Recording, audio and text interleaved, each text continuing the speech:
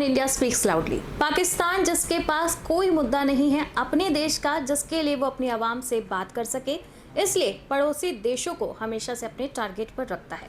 अब बांग्लादेश की खबरें इस वक्त सुर्खियों में हैं, तो पाकिस्तानी रिपोर्टर्स भी अपने अपने माइक और अपने कैमरामैन को उठाकर पहुंच चुके हैं आवाम के बीच, और हर बार कोई ना कोई वीडियो ऐसी आ जाती है जो वायरल हो जाती है हरकतों की वजह से। दरअसल बता दें कि कुछ इस तरह के गिरे हुए बयान पाकिस्तानी अवाम देती है कि उसके बाद दूसरे चैनल्स को उस पर रिएक्ट करना पड़ता है। हमारे पास भी कुछ ऐसे क्लिप्स पहुंची है जिन पर अब रिएक्ट करना तो बनता है, क्योंकि पाकिस्तान जिस तरह से बेबुनियादी बयान दिए जा रहा है उस पर रोक लगनी चाहिए, उस पर जवाब भी होना चाहिए। तो आज हम भी उन्हें जवाब देंगे। जैसे कि पहले ही एक क्लिप दिखाते हैं कि कुछ यूथ है जिनका स्कूल या कॉलेज का टाइमिंग मुझे नहीं समझ में आ रहा कि इतनी रात को कौन सा कॉलेज वहां पर खुलता है। फिर भी यहाँ पर रिपोर्टर कह रहा है कि ये स्टूडेंट्स हैं जो अपने कॉलेज के बाहर खड़े हैं, करीब 10 बजे का टाइम है। जो बच्चे हैं वो बोल रहे हैं कि बांग्लादेश में जो भी हुआ बहुत अच्छा हुआ, क्योंकि जो शेख हसीना है वो एक अच्छी औरत नहीं थी, ऐसी सरकार को हटा देना चाहिए। तो इस बात को लेकर रिपोर्टर ने उनसे सवाल किए हैं कि क्या आप भी पाकिस्तान में ऐसा कुछ करेंगे। 30 अगस्त के लिए जो स्टूडेंट फेडरेशन है पाकिस्तान का, वो प्रोटेस्ट करने के लिए जल्द मैदान में उतरने वाला है, और बड़ी मांग भी उन्होंने रखी हुई है। और इसी के साथ इस यूथ की हम बाइट सुनाएंगे जिसकी बातों का कोई मतलब ही नहीं बनता है। जब इस विजुअल को देखेंगे, पीछे खड़े लड़के को देखेंगे, उसके चेहरे के स्माइल को देखेंगे, ये बैक बेंचर्स हैं जो सिर्फ कैमरे को देकर आगे हैं, क्योंकि पाकिस्तान में कोई समझदारी की बात हो इस बात का कोई लॉजिक नहीं बनता। इसलिए विजुअल खासकर आपके लिए सेव किए गए हैं, अब आपको दिखाएंगे। और एक बार इस लड़के की आप बात सुने जिसका कोई मीनिंग नहीं बनता। सबसे पहले तो उसके ऊपर बताएं क्या आपकी ओपिनियन है। सबसे पहले तो ये बहुत अच्छा स्टेप था। स्टूडेंट्स बाहर निकले, उन्होंने कोटा सिस्टम के खिलाफ कैंपेन की, प्रोटेस्ट किया। ठीक है। और अब वहाँ पे जो बातें देखने को मिली है कि न्यू गवर्नमेंट आएगी और सब कुछ अभी तो मिलिट्री के कंट्रोल में है। ठीक है। होप्स हो गए ज़्यादा सिस्टम ना चले, जो ज़ियाउल हक ने किया हमारे साथ। ठीक है।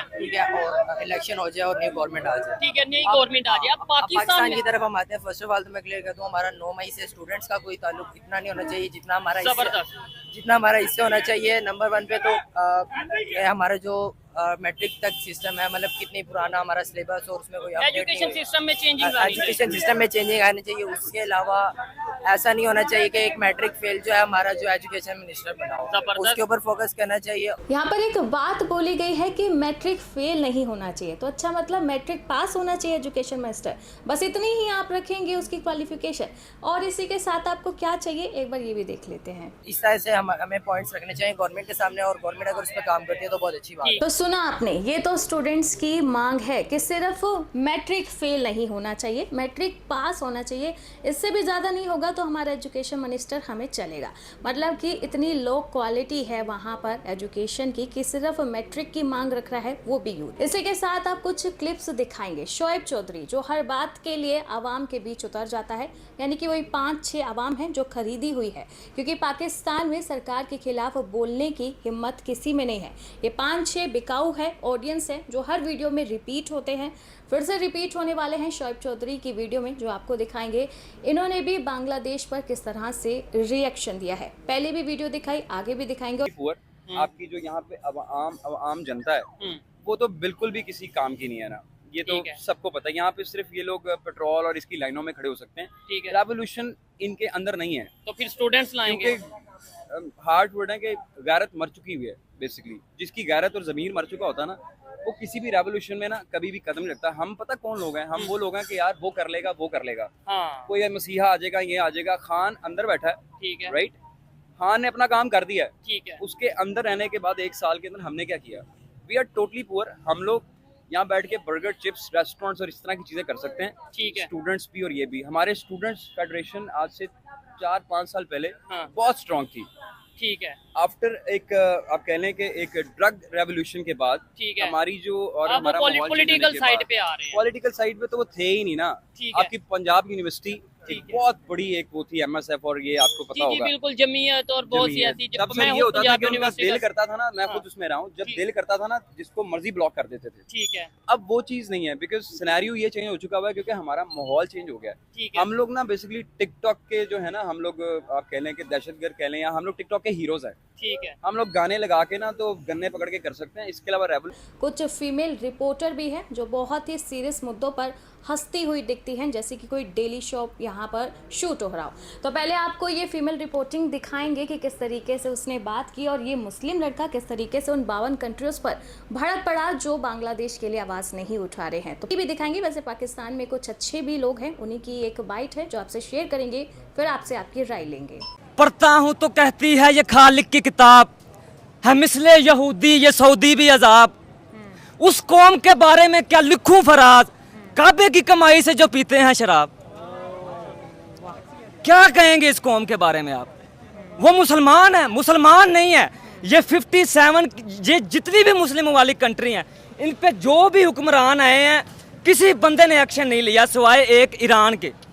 उन्होंने थोड़ा सा कॉन्टेस्ट किया है इसके ऊपर। ईरान का भी फिर हाल देख। ईरान का तो सुना आपने, इस लड़के ने एक लाइन से पूरी 52 कंट्रियां धो डाली, यानी कि वो मुस्लिम कंट्रीज जिन्हें बांग्लादेश के लिए बोलना चाहिए था नहीं बोली और चुप्पी साधे बैठे हैं। पाकिस्तान का हाल बता रहा है कि इन मुस्लिमों का कुछ नहीं हो सकता क्योंकि आवाज़ उठानी इनको आती ही नहीं है। अब अगली जो क्लिप दिखाएंगे वो काफ़ी शर्मनाक होने वाली है क्योंकि यहाँ पर फीमेल रिपोर्टर है, वो कुछ बांग्लादेश और हिंदू को लेकर कुछ ऐसे शब्दों का इस्तेमाल कर रही है, कुछ ऐसे गलत बातें कर रही है जिस तरह से हिंदू लड़कियों का शोषण हो रहा है बांग्लादेश में।